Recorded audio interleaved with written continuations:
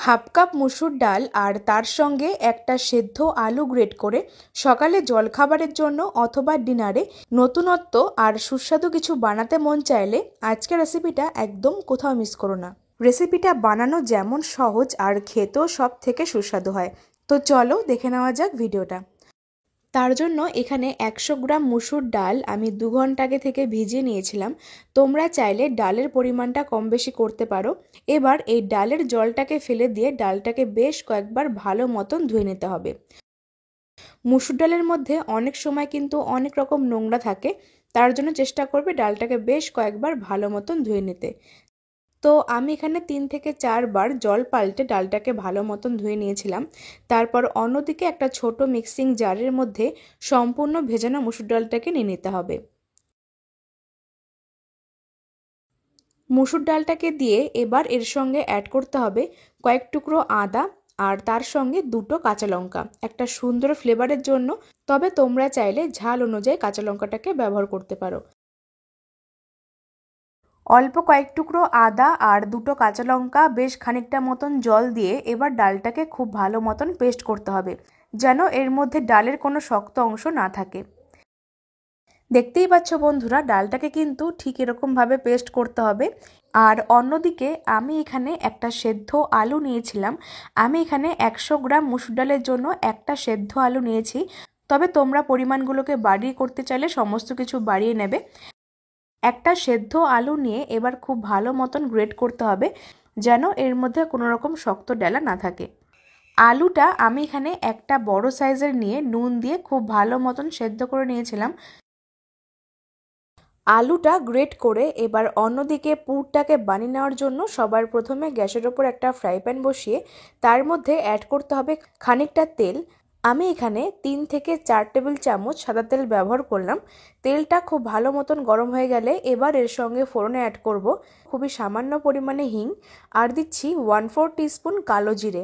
হিং আর কালো জিরেটাকে দিয়ে তেলের সাথে খুব ভালো মতো নেড়েচেড়ে মিশিয়ে নেব। আর যখন হিংয়ের একটা সুন্দর ফ্লেভার আসবে তখন এর মধ্যে মুসুর ডালের পেস্টটাকে অ্যাড করতে হবে। সমস্ত মুসুর ডালের পেস্টটাকে দিয়ে এবার খুব ভালো মতন তেলের সঙ্গে নেড়েচেড়ে মিশিয়ে নিতে হবে। ফ্লেমটা এই সময় লোতে রাখবে, তা না হলে কিন্তু খুব সহজে নিচ থেকে লেগে যাবে।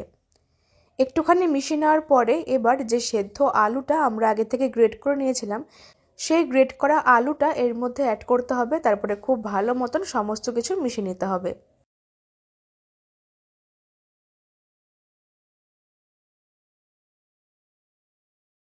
একটুখানি সময় নিয়ে মুসুর ডালের পেস্টটার সাথে সেদ্ধ আলু দিয়ে সমস্ত কিছু খুব ভালো মতন মিশিয়ে নিতে হবে। সমস্ত কিছু খুব ভালো মতন মিশিয়ে নেওয়ার পরে এবার এর মধ্যে অ্যাড করতে হবে স্বাদ অনুযায়ী নুন, খুবই সামান্য পরিমাণে হলুদের গুঁড়ো, টেস্টের জন্য খুবই সামান্য পরিমাণে চিনি। তবে তোমরা চাইলে চিনির পরিমাণটা কম বেশি করতে পারো। তবে এই পুরের মধ্যে একটু মিষ্টি না দিলে কিন্তু খেতে অতটাও বেশি ভালো হবে না। আর দিচ্ছি সব শেষে 2 টিস্পুন ভাজা মশলা। এর মধ্যে রয়েছে গোটা জিরে, ধনে, শুকনো লঙ্কা, মৌরি, সমস্ত কিছু শুকনো খোলায় টেলে নিয়ে খুব ভালো মতন গুঁড়ো করতে হবে। এই ভাজা মশলা অ্যাড করার ফলে কিন্তু এর টেস্টটা অনেকটা বেশি বেড়ে যায় আর একটা সুন্দর ফ্লেভারও আসে। 2 টিস্পুন ভাজা মশলা অথবা একটু বেশি করে অ্যাড করে খুব ভালো মতন এবার সমস্ত কিছু মিশিয়ে নিতে হবে। ততক্ষণে তোমরা কমেন্টে জানিয়ে নাও যে আজকের রেসিপিটা কে কোন জায়গা থেকে দেখছো, তাহলে আমি তোমাদের প্রত্যেকের কমেন্টে ধন্যবাদ জানাতে পারবো। আর আজকের রেসিপি যদি ফেসবুক পেজ থেকে দেখছো তাহলে ফুডি মিতা 02 পেজটিকে ফলো করো। একটা সময় পর গিয়ে দেখা যাবে পুরটা কিন্তু আপনা আপনি ফ্রাই প্যান থেকে ছেড়ে আসছে অথবা এরকম একটা ডো আকারে পরিণত হচ্ছে। তখনই বুঝতে হবে যে আমাদের এখানে পুর একদম রেডি হয়ে গেছে। ফ্লেমটাকে এই সময় বন্ধ করে দেবো। তারপরে পুরটাকে একটা প্লেটের মধ্যে নামিয়ে কিছুক্ষণ ঠান্ডা করতে হবে। ডালের পুরটা ঠান্ডা হতে হতে অন্যদিকে একটা ডো মেখে রেডি করতে হবে। তার জন্য একটা বড় মিক্সিং বোলের মধ্যে অ্যাড করব মেজারমেন্ট কাপ মেপে 1 কাপ ময়দা আর তার সঙ্গে অ্যাড করলাম ওই একই কাপ মেপে 1 কাপ আটা। আটা ময়দা মিশিয়ে নিয়ে এবার এর সঙ্গে অ্যাড করব স্বাদ অনুযায়ী নুন, খুবই সামান্য পরিমাণে চিনি, 2 টেবিল চামচ সাদা তেল। তেল, নুন আর চিনিটাকে দিয়ে এবার শুকনো অবস্থায় খুব ভালো করে মিশিয়ে ময়াম করতে হবে। সমস্ত কিছু শুকনো অবস্থায় দিয়ে খুব ভালো মতন ময়াম করে এবার এর মধ্যে খুবই অল্প অল্প পরিমাণে জল দিয়ে একটা নর্মাল আকারের ডো মেখে নিতে হবে। আজকে রেসিপি বানানোর জন্য ডোটা কিন্তু খুব একটা বেশি শক্ত করার দরকার নেই। বাড়িতে রুটি, লুচি বা পরোটা বানাতে যেরকম ডো বানাই ঠিক সেরকমভাবে একটা ডো মেখে নিলেই হয়ে যাবে। তো বন্ধুরা, দেখতেই পাচ্ছ খুবই অল্প অল্প করে জল দিয়ে ভালো করে মেখে একটা সফট করে ডো রেডি করতে হবে। এবার এর থেকে আমরা সঙ্গে সঙ্গে লেচিগুলোকে কেটে নিচ্ছি। খুব একটা বেশি ছোটও না, আবার একদম বড় না, ঠিক এরকম মাঝারি সাইজ করে কয়েকটা লেচি কাটতে হবে।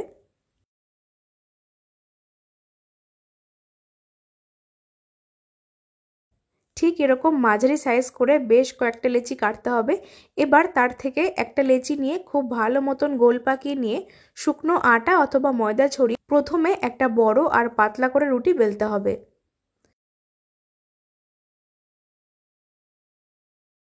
খুব একটা বেশি মোটা করে বেলবে না, একটু চেষ্টা করবে পাতলা করে বেলে নেওয়ার জন্য। এরকম একটা বড় করে রুটি বেলে নিয়ে এবার যে ডালের পুরটাকে আমরা আগে থেকে বানিয়ে ঠান্ডা করতে দিয়েছিলাম, সেই ডালের পুরটা থেকে বেশ খানিকটা পুর নিয়ে এবার মাঝখান বরাবর খুব ভালো মতন ছড়িয়ে দিতে হবে। আর পুরটা চেষ্টা করবে এইভাবে একটু হাত দিয়ে ভেঙে দেওয়ার জন্য, তাহলে বেলার সময় কোনো রকম অসুবিধা হবে না। দেখতেই পাচ্ছ আমি এখানে কাজটা কিভাবে করে নিচ্ছি, আর তোমরা চাইলে পুরের পরিমাণটা কম বেশি করতে পারো। ডালের পুরটা ঠিক এরকম মাঝখান বরাবর দিয়ে খুব ভালো মতন 4টে ভাঁজ করতে হবে। যেরকমভাবে আমরা মোগলাই পরোটা ভাঁজ করি ঠিক সেরকমভাবে কাজটা করতে হবে। আজকের রেসিপিটা আমি এরকম 4টে ভাঁজ করে তৈরি করে দেখাচ্ছি, তবে তোমরা চাইলে গোল করে এর মধ্যে পুরটাকে দিয়ে খুব ভালো মতন মুখটাকে আটকে ভালো করে বেলেও করতে পারো, তাহলে কিন্তু খেতে একই রকম লাগবে। একটু জল লাগিয়ে নিয়ে চারদিক থেকে মুখটা খুব ভালো মতন বন্ধ করে দিয়েছিলাম। তারপরে শুকনো আটা ব্যবহার করে আবারও খুব ভালো মতন আলতো করে বেলতে হবে। আর খেয়াল রাখতে হবে যেন ভেতরের পুরটা কোনোভাবে বাইরে বেরিয়ে আসতে না পারে। আজকের এই রেসিপিটা আমি মুসুর ডাল দিয়ে তৈরি করে দেখালাম, তবে তোমরা চাইলে অন্যান্য যে কোনো ডাল দিয়ে করতে পারো, তাহলে কিন্তু খেতে খুবই সুস্বাদু হবে। তো বন্ধুরা, আমি এখানে চৌকো শেপ করে একটা পরোটা খুব সহজে আর আলতো হাতে বেলে নিয়েছিলাম। বাকিগুলো আমরা একই রকমভাবে বানিয়ে নিচ্ছি। ওই একই রকমভাবে একটা বড় পাতলা রুটি বেলে নিয়ে তার মধ্যে বেশ খানিকটা পুর দিয়ে খুব ভালো মতন চারদিক থেকে মুখটাকে বন্ধ করতে হবে। ব্যাস, এবার আলতো হাতে ভালো মতন বেলে নিলে কিন্তু আরেকটা পরোটা একদম রেডি হয়ে যাবে ভেজে নেওয়ার জন্য। সবগুলো পরোটা একই রকমভাবে বেলে নিয়ে এবার এগুলোকে আমরা ভেজে নেব। তো তার জন্য একটা চাটু অথবা তাওয়া বসিয়ে খুব ভালো মতন হাই ফ্লেমে গরম করে একটা পরোটা দিয়ে উল্টে পাল্টে খুব ভালো মতন সেঁকে নিতে হবে। আজকের রেসিপিটা আমি একদম অল্প তেলে অথবা বাটার দিয়ে তৈরি করে দেখাচ্ছি, তবে তোমরা চাইলে বেশি পরিমাণ তেল দিয়ে ছাকা তেলেও ভেজে নিতে পারো। সকালে জলখাবারের জন্য অথবা ডিনারে একঘেয়ে রুটি বা পরোটা খেতে ভালো না লাগলে আজকের রেসিপিটা একদম নতুনত্ব উপায় বানিয়ে সার্ভ করতে পারো। এইরকমভাবে রেসিপিটা বানালে এটা খাওয়ার জন্য আর অন্য কিছুর প্রয়োজন হবে না। একটু সাদা আলুর তরকারি অথবা টমেটো কেচাপ দিয়ে ইজিলি পরিবেশন করতে পারবে। সবগুলো পরোটা একই রকমভাবে ভেজে নিয়ে আমি এখানে সার্ভ করে নিয়েছিলাম। দেখতেই পাচ্ছ এগুলো দেখতে কতটা সুন্দর আর লোভনীয় লাগছে। আশা করছি আমার আজকের রেসিপি দেখে তোমরাও বাড়িতে বানিয়ে নাও, আর আশা করি তোমাদেরও খুবই ভালো লাগবে। রেসিপিটা ভালো লাগলে লাইক, কমেন্ট আর শেয়ার করতে একদম ভুলো না। আজকের রেসিপি ফেসবুক পেজ থেকে দেখলে পেজটিকে ফলো করো, আর যদি ইউটিউব থেকে দেখছো চ্যানেলটিকে সাবস্ক্রাইব করে পাশে বেল আইকনটা প্রেস করতে একদম ভুলো না। আজকের মতন এই পর্যন্তই। তোমরা সকলে খুব ভালো থেকো। ধন্যবাদ।